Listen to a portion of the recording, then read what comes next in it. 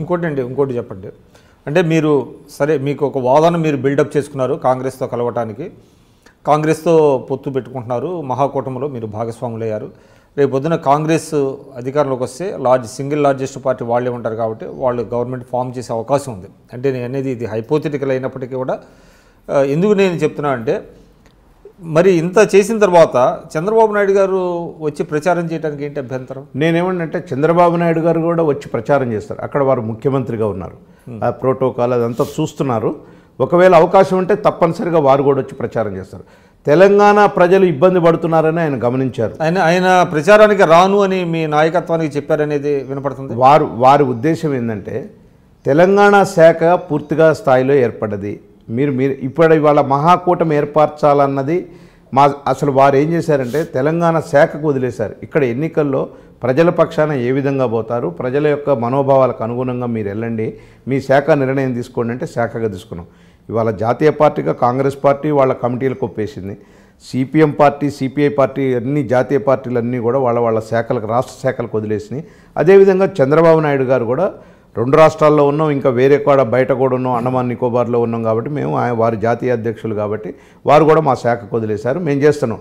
ఒకవేళ అట్లాంటిది ఏదైనా నుండి మాకు కావాలి రావాలనుకుంటే ఖచ్చితంగా వచ్చి ప్రచారం చేస్తారు. అట్లాంటిది ఏం లేదు.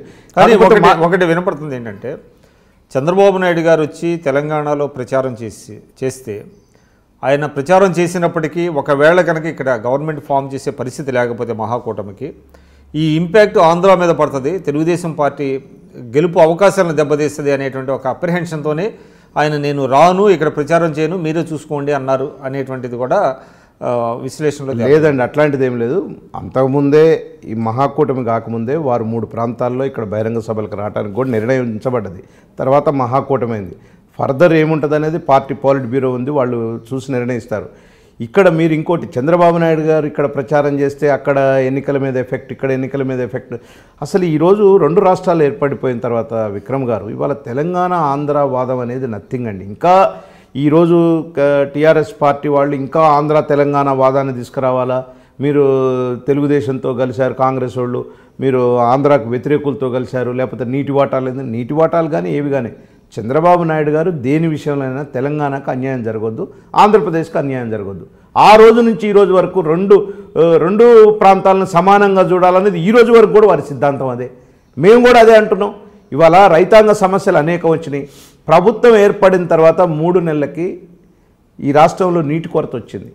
శ్రీశైలంలో నీళ్లు ఉన్నాయి, వీళ్ళు విద్యుత్ ఉత్పత్తి చేస్తున్నారు తెలంగాణ ప్రభుత్వం. అక్కడి నుంచి రాష్ట్ర ప్రభుత్వం తరపున ఇరిగేషన్ మంత్రి గారు దేవినేని ఉమా గారు క్లియర్గా హరీష్ రావు గారికి మాట్లాడి 300 మెగావాట్ల విద్యుత్ ఇస్తాం మేము, మీరు నీటిని వాడకండి, ఇబ్బంది అవుతుందంటే వినకుండా నీటిని వాడారు. రైతాంగం చాలా ఇబ్బంది పడ్డారు. ఇక్కడ ఆత్మహత్యలు కూడా అయిపోయినాయి. దీనికి అందరికీ ఎవరు బాధ్యులు అంటే తెలంగాణ ఏర్పడ్డాక కూడా చానాళ్ళు ఒక 1 year 2 years తెలంగాణ ఆంధ్రవాదం మీదనే నడిపించారు. మళ్ళీ ఇప్పుడు ఎన్నికలు వచ్చేసరికి తెలంగాణ ఆంధ్రవాదం మీద ఇదే అడుగుతారు. గోదావరి జలాలు కానీ కృష్ణా జలాలు కానీ ఒక్క చుక్క నీరు కూడా తెలంగాణకు నష్టం జరగకుండా చూస్తాం. కాబట్టి చంద్రబాబు నాయుడు గారి ఆలోచన కానీ ఇక్కడ మా శాఖ ఆలోచన కానీ ఒకటే ఉంది. నీటి వాటాలు ఎన్నున్నప్పటికి కూడా తెలంగాణకున్న ఆంధ్రాకున్న సపరేట్ వాటాలు ఎవరి వాళ్ళకున్నాయి. 299 మనం ఇందులో వాడుకోవాలా, 900 అందులో గోదావరిలో వాడుకోవాలా. కానీ అక్కడ వాటర్ స్కేర్సిటీని బట్టి ఎవరికి ఎన్ని అవసరం ఉంటే అవి వాడుకోవాలనేది తెలుగుదేశం పార్టీ యొక్క లక్ష్యం.